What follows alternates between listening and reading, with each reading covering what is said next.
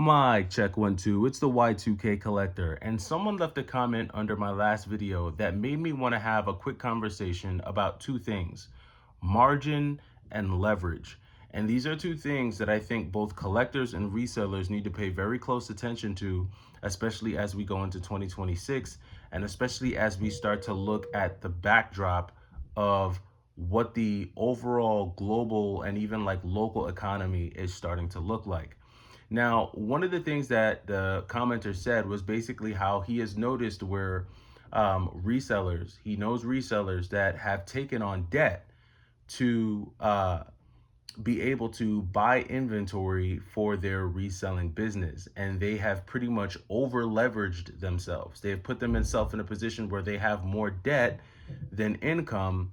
And if all it takes is really like one bad catastrophe and they could go bust, meaning they could find themselves in financial ruin where they're in a position where they cannot recoup enough funds to pay off their debt and ultimately, find themselves bankrupt, right? So you have that type of reseller, but then you also have the collectors who probably are looking at their situation. They're probably saying to themselves that they've got a really good job, they've got stability, they've had a good job for years, and they may not see anything too crazy, or they may not feel worried about having a few $1,000s of video game debt, whether it be 2,000, 3,000, 5,000, 10,000. They're looking at their situation, they feel good about their financial status, and they're like, well, I'm good to go. I'm not worried about it.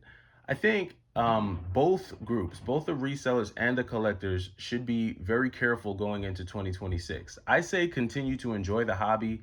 If you collect games, go ahead and collect them. If you're in a position to collect games, keep doing it. I've always said on this channel that collecting video games is a luxury, right? It's a luxury because there's a lot of people who don't have that ability to collect video games or collect anything, right? They're just trying to meet their basic needs. They're trying to pay their rent, put food on the table, things of that nature. But if you do happen to be a person who's in that position, um, I'm not going to be the one to tell you to stop doing it, especially if it brings you joy and if it makes you happy. If you're a reseller and you're running a successful reselling business, you've been successful this far, you have a formula that works for you, continue to get your money, do your thing. As long as you're not breaking the law, as long as you're not doing anything unethical, get your bag, get your money. The issue that comes in, again, like I said before, is when you have resellers who have over leveraged themselves, who are in 10, 20, $30,000 of debt, and they're hanging on to video games that are not appreciating fast enough. They're not continuing to grow in value in a way where they're able to make meaningful profit. Because let's face it, if you buy a bunch of video games, turn around and sell them just to break even, you've essentially done a lot of work for free, right? And this is where the margin piece comes in. And this is why margin is so important. And I think this is why a lot of resellers focus so much on margin, because they want to make sure that once they've done all of that work, they can turn around and pay themselves for the work that they've done. And this is why they're typically trying to buy games for as cheap as they buy them, so that when they've sold them and they've calculated all the expenses for selling them, because even if a collector decided that they wanted to go and sell their entire collection on their own on eBay, they're still going to wind up taking a 15% haircut, because eBay's going to want their fees. They're going to have their fees. They want their cut. You've got shipping, handling. So regardless of which way you decide to sell video games, whether you're selling your collection yourself or you're selling it to someone else, you're going to take a 15% haircut. It's just a guarantee. The rest of that margin is really made up by deciding whether or not you want to do the work that goes into it. And so I think, if you're a reseller who you have all this inventory, but then you've also over leveraged yourself, now not only do you have the challenge of what you paid for the inventory that you have, but you also have the challenge of the financing, right? Which can range anywhere between 7 all the way up to 23% if you bought those games using credit cards. And if you can't sell those games fast enough, you're going to be up a creek without a paddle. Now, most, I think, resellers have formulas that allow them to move games fast, either on Amazon, eBay. I know a lot of resellers tend to use Whatnot, But this is where the macroeconomy starts to come into play in 2026. And this is where I think things start to slow down just a little bit. And we could see this play out one of two ways, but I always like to err on the side of caution. Now, in one way, I could see the hobby economy, not just video games. I could see the hobby economy slowing down a lot, depending on how many real job losses we see, and depending on how the consumer sentiment um, continues going into 2026. If people start to feel like they have less money, if the wealth effect actually dries up and people feel like they need to count coins and concentrate on where they're putting their money, then I could see the overall hobby economy start to take somewhat of a dip. Now, I'm not saying that the hobby economy is dead or that people aren't spending money. Shoot, I just made a video yesterday talking about how there were literal fights breaking out for Jordan sneakers. And I, for the life of me, cannot understand how anyone in 2025 is still fighting over Michael Jordan sneakers. Like, that blows me away. Like, really does. Like, I can't believe it. But when I see that, it tells me that there are a lot of people in the economy, most people, in fact, in today's economy, don't really have a good understanding of what's on the horizon. They don't understand the impact of artificial intelligence, how it's going to impact so many jobs. They don't understand how much their job is at risk, and they're kind of just living life oblivious to what could happen. And that's typically how most people are. They're not thinking ahead, they're living day to day, they're not really concentrating on what's going to happen tomorrow.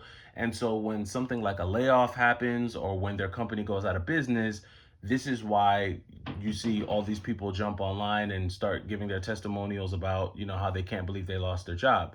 The reality is that if you're paying attention, you're going to know when your spidey senses will start tingling when something as bad is about to go down, especially with something that impacts your employment or how you generate your income. And this is why you always need to be prepared, but that's a video for another day.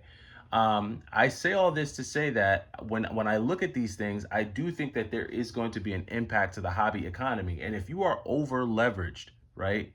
If you're a reseller and you've spent way too much money getting all your inventory, my advice to you would be to pay your debts now. Pay your debts off as fast as you can and try not to go into 2026 with debt, especially video game debt.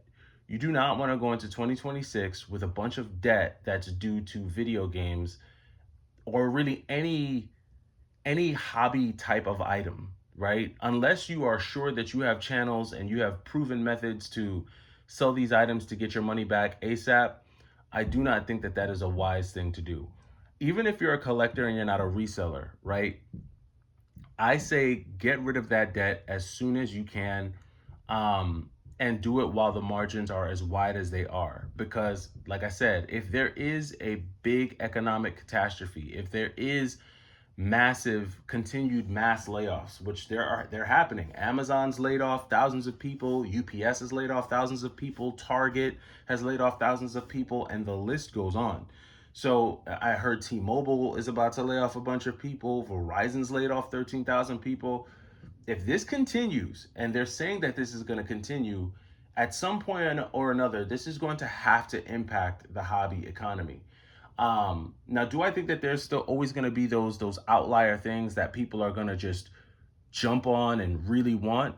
Sure, we saw it with the Gamma 11 Air Jordans. We saw it with the Black Metallic 5s in the beginning of the year. We see it with certain Pokemon packs that come out, right? You'll see that long line down games outside of GameStop waiting for Pokemon packs.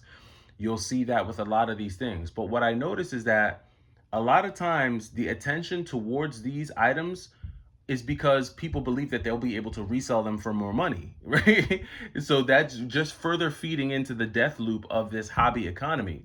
I think once people start to realize that there isn't as much money in some of these hobbyist type of products and items, that's when you'll start to see a bigger fall off and people paying less attention to some of these things that are coming out. Now, I could be dead wrong and you could say, Y2K, you don't know what the hell you're talking about, but I'm going to err on the side of caution. I think the best thing going into 2026 is to avoid any hobby related debt. Eliminate it. If you have video game debt, if you have anything like that, try to get rid of it, do it as best as you can, and move on to something else. A lot of I recently sold my collection. That was to pour those funds into a business venture that I've got going on, and I'll share more about that in another video.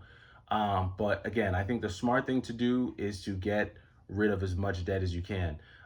There's a dude that I've seen his podcast, the Red Leather podcast. Some of you guys might have heard of that guy. And he always has this quote. He says, "A rich man is a man with no bills." I really believe that going into 2026, and you are going to want that. Invest in assets as much as you can. Some people look at video games as an asset, and I guess it can be, but it's one of those things that it's only an asset until it's not. The video games are only valuable until they're not. And that's like any stock, that's like anything else. The difference between video games and like stocks and bonds and things like that is that they're just a lot more volatile. And most people don't look at them as like an investment type of deal. So unless it's a reseller group. So don't have debt, eliminate your debt, go into 2026 as debt free as possible, lower your expenses, and get ready because I have a feeling something is coming.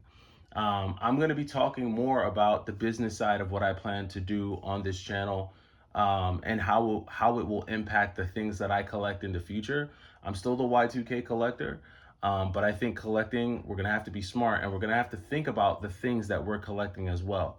So let me know what you guys think about this. Do you think that resellers are over leveraged? I think that comment that was left on my last video was by Retro Show. So shout out to you, Retro Show. He left that comment that kind of really sparked a lot of these thoughts. But let me know what you guys think about this whole margin and leverage idea that we have when it comes to reselling and collecting. And I'll catch you in the next video. Take it easy.